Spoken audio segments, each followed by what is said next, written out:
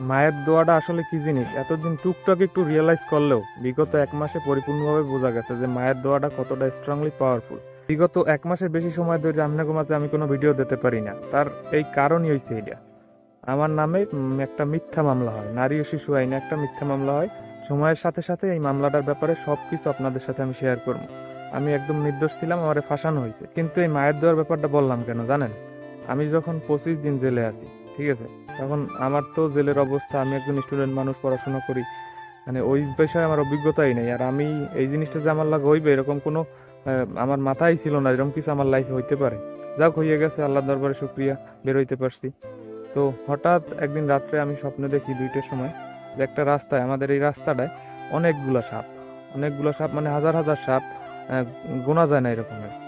আমি যাইতে পারবো না সামনে, হঠাৎ করে দেখতেছি যে আমার মায় এই সাপগুলো একটা লাঠি দিয়া সরাইতে আছে, রাস্তা দিয়ে সরাই সরাই, মানে পিড়েই পিড়েই একটা সরাইয়া একটা রাস্তা তৈরি করে দিতে আছে।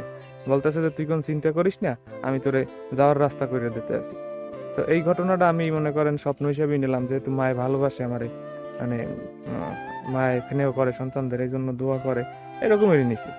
কিন্তু ওই যে একটা মনের কানেকশন, একটা হার্টের কানেকশন মায়ের সাথে সন্তানের, এই জিনিসটা আমি বাড়ি আসার পরে বুঝছি। আমার বেরোয়ার কথা মানে 22 তারিখে, 22 তারিখে জেল দিয়ে বেরোয়ার কথা, কিন্তু আমি 21 তারিখেই বের হয়ে গেছি। আসার পরে মায়ের লাগ কইছি, মা আমি না এরম এরম স্বপ্নে দেখি। ভাইগো লাগে কইছি, কোন রাত্রে, কত তারিখ রাত্রে? ঠিক আছে, আমি বললাম 19 তারিখ রাত্রে। ভাইরা বলল যে ওই রাত্রে মা একটু ঘুমায় নাই, তাহাজ্জুদ পড়িয়া চিৎকার করে কান্না করছে। ঠিক আছে, তাহলে ওই জিনিসটা মায়ের লগে সন্তানের যে একটা কানেকশন আমার ভিতরে চলে গেছে, মানে আপনি বুঝতে পারেন মায়ের দোয়াটা আসলে যে কত পাওয়ারফুল। আমার ভাইরে, আমার ফ্যামিলি সবাই কষ্ট করছে, কিন্তু মাই হয়। আমার কারণে তাকে অনেক ভোগান্তি পোহাইতে হয়েছে, বিশেষ করে আমার ভাইরা, দুনিয়ার শ্রেষ্ঠ ভাই। তা বললে মনে করেন এখন পরে একটা বলবো যে আমার নামে কিভাবে মিথ্যা মামলা সাজানো হয়েছে।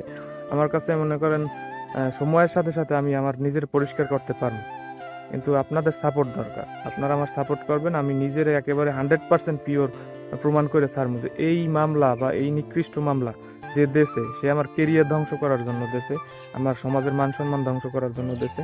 আমি টিউশনি করাইয়ে মাসে মোটামুটি কিছু টাকা ইনকাম করি, বাসা থেকে কোনো খরচের টাকা নেই না, এইটাই আর কি। কিন্তু এই জিনিসটা নষ্ট করে দিয়েছে, তারপর যে মামলা দিয়েছে, এইটা আমার মনে করেন একটা বাচ্চা শিশুর দিকে তাকাইতেও আমরা এখন লজ্জা করে, এলাকায় চলাচল করতে লজ্জা করে। কিন্তু মামলাটা মিথ্যা ছিল, সম্পূর্ণ মিথ্যা ছিল। আমি এটা সময়ের সাথে সাথে উপস্থাপন করতে পারবো, কিন্তু এখন আইনের ব্যাপার, আইনের উপর শ্রদ্ধা রাখাই ওইটার উপরই আমি সাইডে দিছি যে ওই মাধ্যমেই আমি আসতে চাইতেছি, তারপর আপনাদের সাথে এই ঘটনাটা শেয়ার করবো।